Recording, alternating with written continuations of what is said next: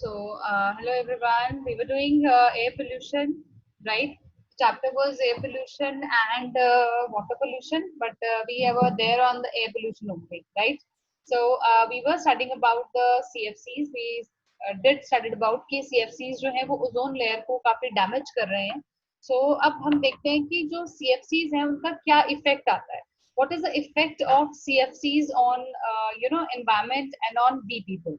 अगर आप डायरेक्ट उसको एक्सपोज आउट हो रहे हो तो अनकॉन्शियसनेस हो सकती है. अनकॉन्शियसनेस का मतलब होता है you will be not in your senses, right? There is shortness of breath, irregular heart beat, confusion, drowsiness, coughing, sore throat, difficulty in breathing, then your red eyes and pain. So painful eyes. ये सारा कुछ क्या है बेटा आपका रहता है जो एक the drawbacks हैं CFCs के.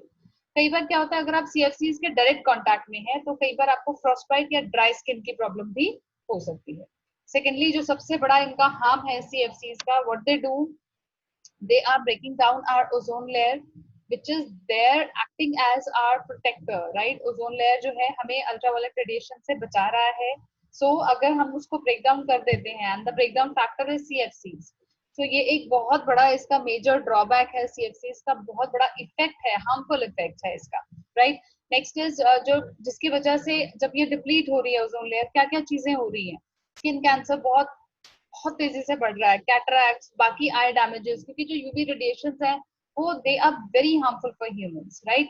और अगर हम इसको ज्यादा डोज में ले रहे हैं, ओवर एक्सपोज आउट हो रहे हैं CFCs केस में, तो देखो बेटा dizziness, loss of concentration, central nervous system में डिप्रेशन या कार्डिक अरिथमिया, मतलब जो हार्ट बीट है उसकी एक रिदम नहीं रहती है.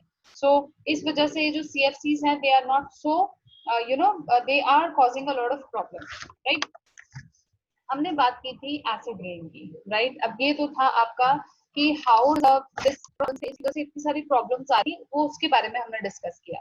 अब हम डिस्कस करते हैं हमारे एसिड रेन के बारे में. Acid rain although we have studied under carbon sulphur dioxide, लेकिन बेटा एसिड रेन जो है that is really has been a very एक डिस्टर्बिंग एलिमेंट है.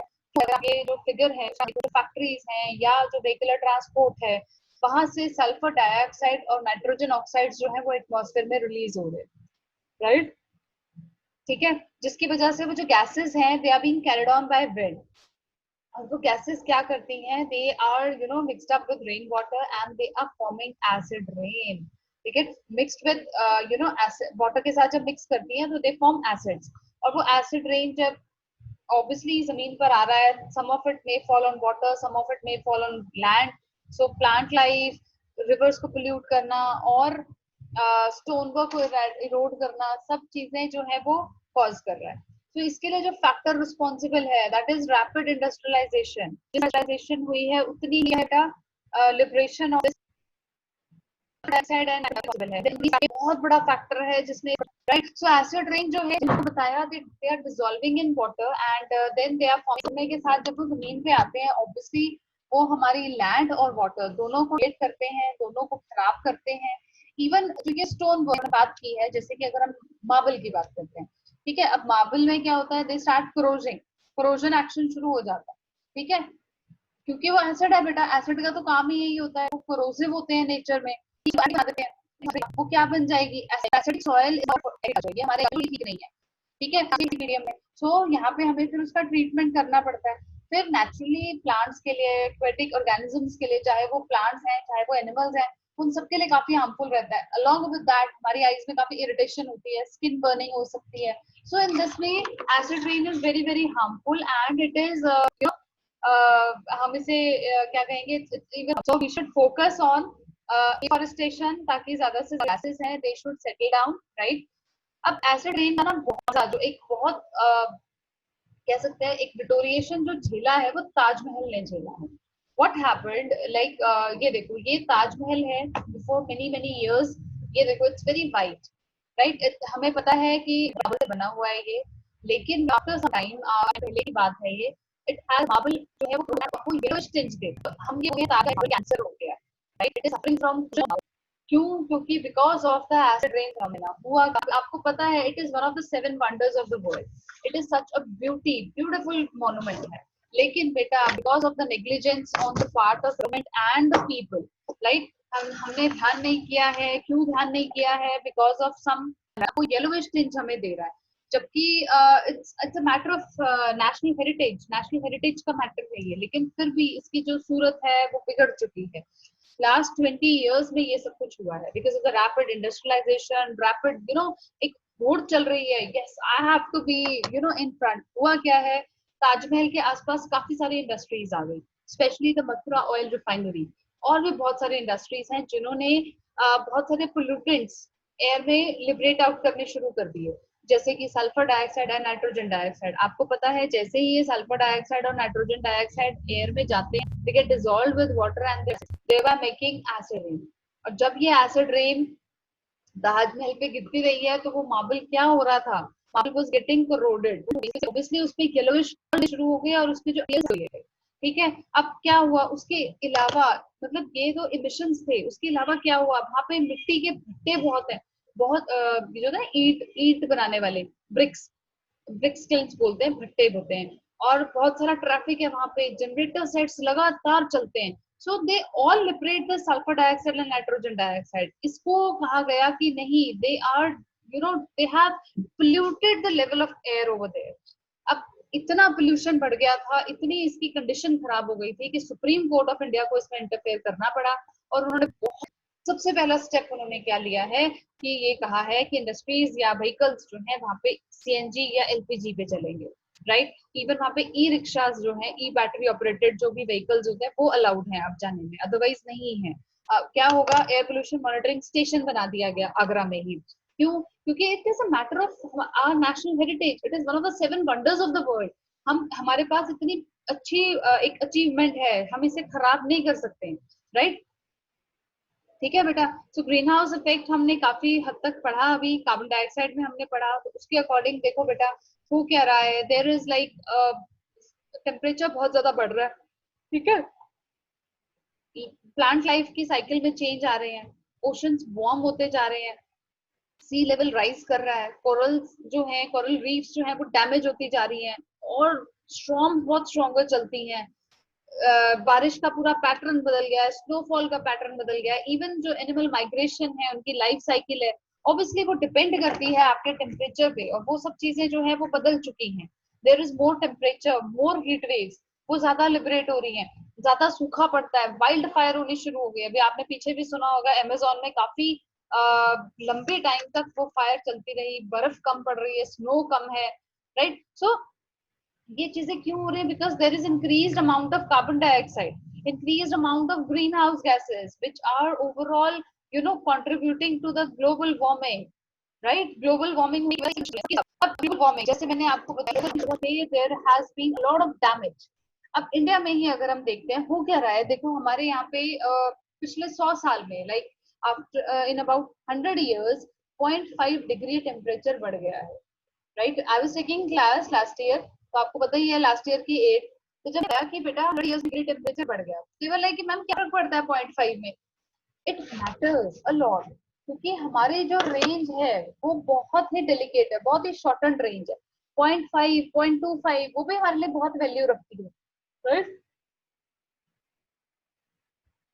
तो हमारे हिमालयाज में जो गंगोत्री ग्लेशियर्स हैं वो पिघलने शुरू हो गए हैं, जिसकी वजह से क्या होगा, यस क्या हुआ, रिवर्स स्प्रेड करेंगी, आपने सुना होगा बहुत। अब क्या होता है, क्योंकि पॉपुलेशन इतनी ज्यादा है, we obstruct the river's way, हम उसके रिवर वे के बीच में कंस्ट्रक्शन कर देते हैं, राइट। तो क्या होगा, रिवर कहाँ से जाएगी, जो मेल्ट होके पानी आएगा, it will be causing havoc, right. तो क्या हो रहा है कि ये चीजें बहुत ज्यादा प्रॉब्लम क्रिएट कर रही हैं। सबसे पहला जो पॉसिबल इफेक्ट है ग्लोबल वार्मिंग का, वो क्या है कि हमारे अर्थ का जो क्लाइमेट और वेदर है वो ड्रास्टिकली चेंज हो रहा है।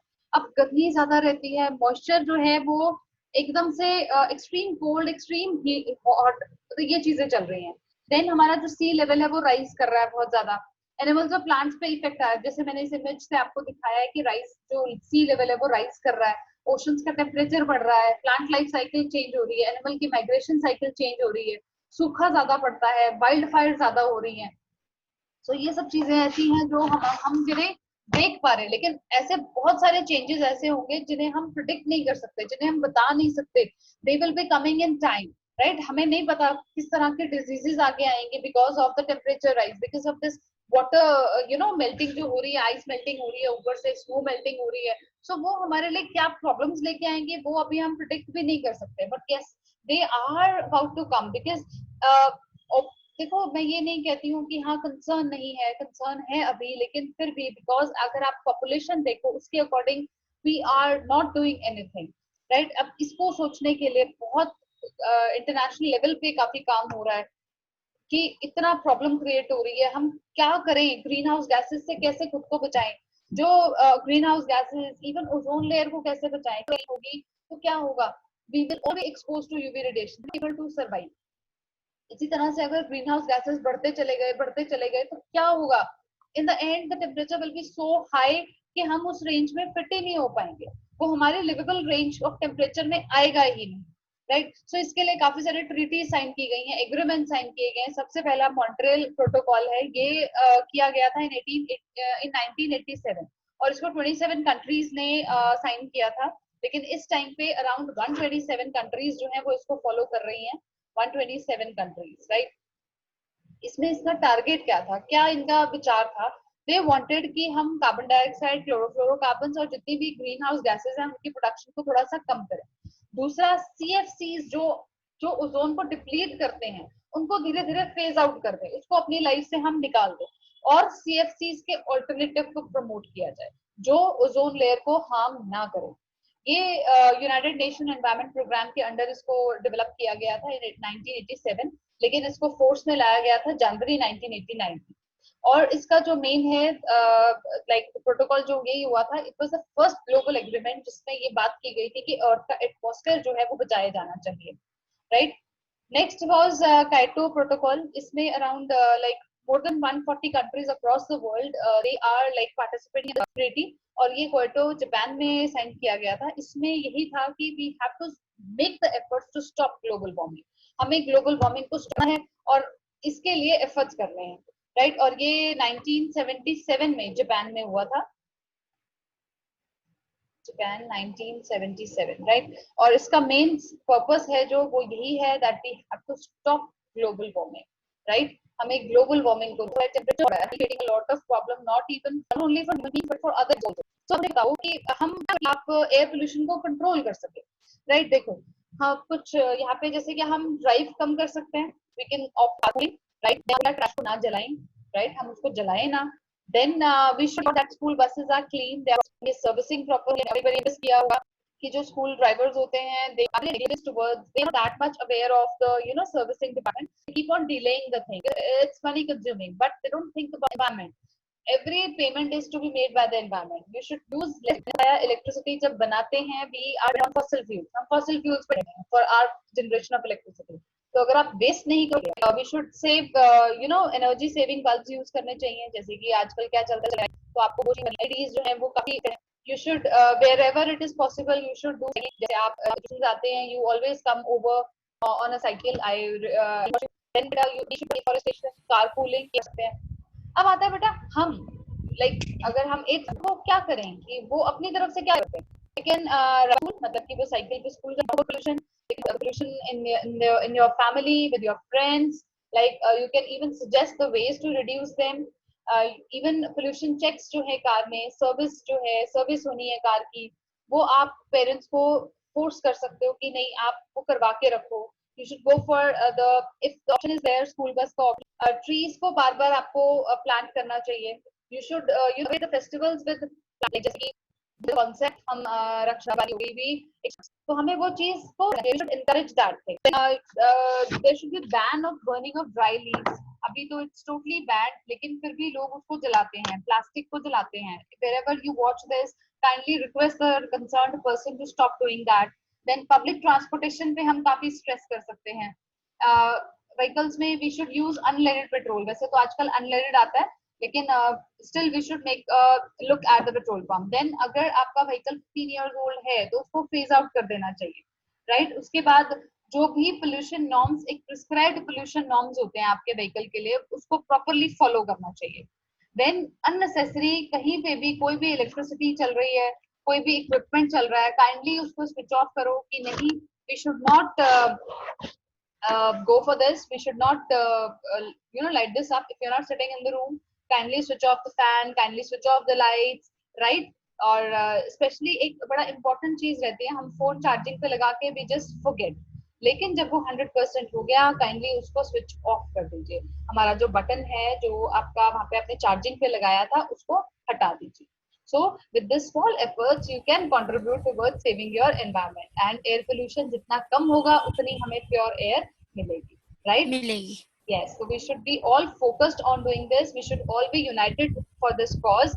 और हमें एक दूसरे अपने फ्रेंड से बात करनी चाहिए. जैसे आपके कुछ फ्रेंड्स ऐसे होते हैं, दे रियली वेस्ट इलेक्ट्रिसिटी, तो आपको उनको समझाना चाहिए. लाइक आप स्कूल से बाहर आ रहे हो, आप घर में हो, कई बार क्या होता है ब्रदर सिस्टर में ही लड़ाई हो जाती है. ब्रदर कहता है मैं तो नहीं बंद करता, बट जस्ट जिसको समझ में है वो अपने एनवायरमेंट के लिए काम कर रहा है, राइट? हमें ट्रीज प्लांट करने चाहिए. अगर आपके पास ट्रीज के लिए जगह नहीं है, प्लांट स्मॉल प्लांट्स. आप जो हमारे पॉट्स होते हैं उसमें आप छोटे छोटे गमले में प्लांट्स लगा सकते हो, so that greenery should be there, right? We should encourage that thing. And जो डिस्पोजल होता है, वेस्ट डिस्पोजल, वो प्रॉपर होना चाहिए. We should not throw here and there, we should be properly disposing of. So with this we finish off the air pollution. I'll take up water pollution in the next class. ठीक है? Next class Okay, we will have a taste of crop production as well as water pollution. ठीक है? Ma'am crop